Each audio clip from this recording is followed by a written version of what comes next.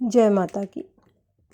आप सभी का हमारे YouTube चैनल जय माता की में बहुत बहुत स्वागत है। आज हम करेंगे कार्तिक महात्म्य का 15वां अध्याय। लेकिन उससे पहले यदि आप हमारे चैनल पर अभी नए आए हैं तो कृपा करके चैनल को सब्सक्राइब कर लीजिए और घंटी जैसे दिखने वाले बटन को भी दबा लीजिए ताकि आने वाली नई वीडियो की नोटिफिकेशन आपको मिल सके। तो शुरू करेंगे कार्तिक महात्म्य का 15वां अध्याय। 15वें अध्याय में अहोई अष्टमी पूजन तथा एकादशियों, कार्तिक मास एवं प्रयागराज की महिमा का वर्णन सुनने के पश्चात महाराज पृथु ने नारद जी से कहा कि हे देवर्षि, आप अब भक्त वत्सल भगवान की पूजा का विधि विधान बतलाने की कृपा करें। तब नारद जी बोले कि हे राजन, एक पुरातन इतिहास मैं तुम्हें सुनाता हूँ, सो ध्यान लगाकर सुनो। अत्यंत प्राचीन समय की बात है। कांतिपुर में चोल नाम का एक राजा राज्य करता था। उसके राज्य में समस्त प्रजा सुखी थी। कोई भी दरिद्र, पीड़ित या दुखी नहीं था। राजा के नाम पर उस देश का नाम चोल देश रखा गया। एक बार वह राजा मूल्यवान मणिमुक्ताओं द्वारा भगवान की पूजा करके वही मंदिर में बैठा हुआ था। उसी समय विष्णु शर्मा नामक एक ब्राह्मण ने आकर तुलसी दल तथा जल से भगवान की पूजा की। उसके तुलसी पत्रों से राजा की पूजा के मणिमुक्ता आदि ढक गए। यह देख राजा ने क्रोधित होकर ब्राह्मण से कहा कि हे विष्णु शर्मा, तुमको पूजा का कुछ भी ध्यान नहीं है। मणिमुक्ताओं से मेरी की गई पूजा और उसकी शोभा को तुमने तुलसी दलों से ढक दिया है और उसको समाप्त कर दिया है। राजा के अहंकार से भरे हुए ये कटु वचन सुनकर विष्णु शर्मा ने कहा कि हे राजन, अभिमान के वशीभूत होने के कारण तुम भगवान की पूजा के बारे में नहीं जानते हो। भगवान को तुलसी दल, तुलसी पत्र बहुत ही प्रिय होते हैं।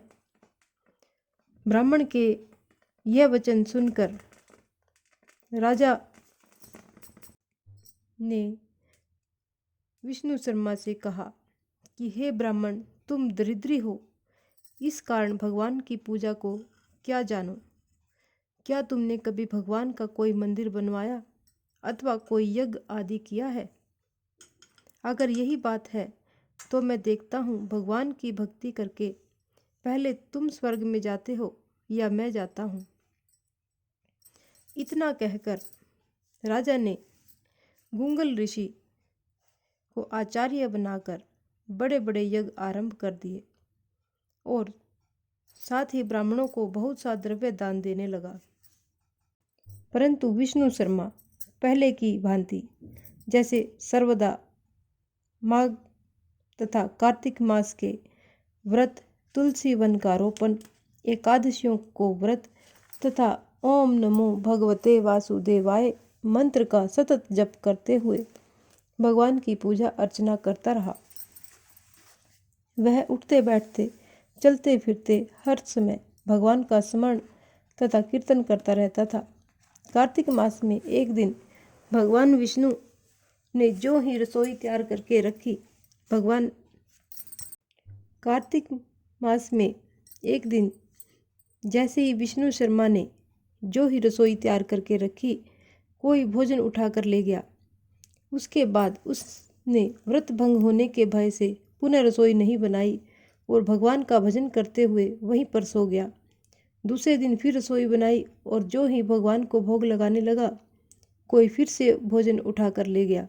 लगातार 7 दिन तक ऐसा ही होता रहा और इस प्रकार विष्णु शर्मा को निराहार 7 दिन व्यतीत हो गए। विष्णु शर्मा भूख के मारे अत्यंत व्याकुल हो रहा था, परंतु सत्संग का समय भंग न हो जाए, इस भय से उसने किसी भी दिन दूसरी बार रसोई नहीं तैयार की। 8वें दिन उसने निश्चय किया कि आज मैं पूरी तरह से ध्यान रखूंगा और देखूंगा कि भोजन को कौन उठाकर ले जाता है। इसके बाद उसने भोजन तैयार किया और एक स्थान पर छिपकर बैठ गया। थोड़ी देर में उसने देखा कि अति दीनहीन और दुर्बल चांडाल, जिसके शरीर में केवल अस्थियां मात्र शेष थी, छिपकर आया और भोजन उठाकर ले गया। उसे देखकर विष्णु शर्मा का हृदय द्रवित हो उठा। विष्णु शर्मा ने उस चंडाल से कहा, भैया रूखा भोजन मत ले जाओ, मेरे पास थोड़ा सा घी है, वह भी लेते जाओ। ब्राह्मण के यह वचन सुनकर भयभीत हुआ चंडाल भागता हुआ ठोकर खाकर गिर गया। तभी विष्णु शर्मा भी उसके समीप गया और एक वस्त्र से उस पर हवा करने लगा।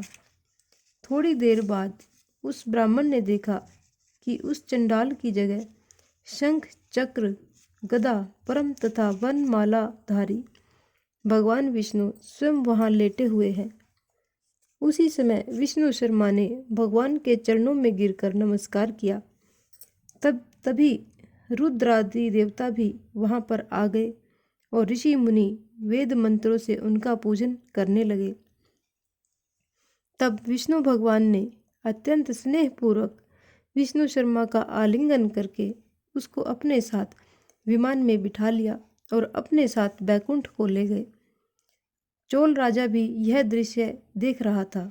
भगवान की विष्णु शर्मा पर यह कृपा देखकर राजा अत्यंत दुखी हुआ और उसने आचार्य गुंगल ऋषि को बुलाकर कहा कि यह सब क्या हो रहा है।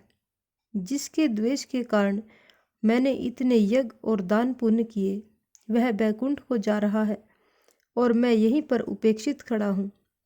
क्या मेरे यज्ञ और दान आदि सब निष्फल हो गए? इससे यही सिद्ध होता है कि भगवान यज्ञ आदि से नहीं, केवल भक्ति से ही प्रसन्न होते हैं। आजीवन ब्रह्मचारी रहने के कारण राजा के कोई संतान नहीं थी, अतएव अपना संपूर्ण राजपाट, धन संपत्ति आदि अपने भांजे को सौंपकर भगवान मुझे स्थिर भक्ति प्रदान करे। ऐसा कहते हुए राजा यज्ञ कुंड में कूद गया। यह दृश्य देखकर गुंगल ऋषि के मन में क्रोध में आकर गुंगल ऋषि ने अपनी शिखा उखाड़ ली। तब से अभी तक चोल देश में भांजा ही मामा का उत्तराधिकारी होता है और गुंगल गोत्र के ब्राह्मण आज भी शिखा अर्थात चोटी नहीं रखते। चोल राजा के अग्निकुंड में गिरते ही भगवान ने प्रकट होकर अग्निकुंड में ही उसका आलिंगन किया और उसे भी अपने लोक को ले गए। बैकुंठ में भगवान ने विष्णु शर्मा को पुण्यशील तथा चोल राजा को सुशील नाम देकर अपना द्वारपाल बना लिया और इस प्रकार वे दोनों हर समय श्रीहरि के निकट रहने लगे। इस प्रकार यह कार्तिक महात्म्य का 15वां अध्याय यहीं पर संपन्न होता है। इस प्रकार की और भी अन्य धार्मिक रोचक कथा कहानियों को सुनने के लिए हमारे चैनल को लाइक करें, सब्सक्राइब करें और अपने मित्रों और प्रियजनों में आगे भी शेयर करते रहें। जय माता की।